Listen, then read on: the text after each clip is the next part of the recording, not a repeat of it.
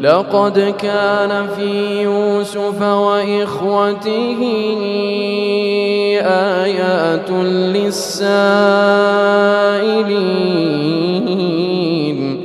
إذ قالوا ليوسف وأخوه أحب إلى أبينا منا ونحن عصبة إن أبانا لفي ضلال مبين اقتلوا يوسف أو اطرحوه أرضا يخل لكم وجه أبيكم وتكونوا من بعده قوما صالحين.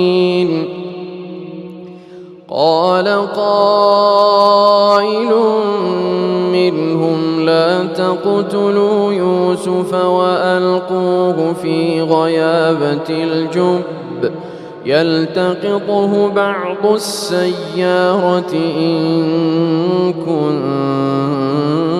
كنتم فاعلين.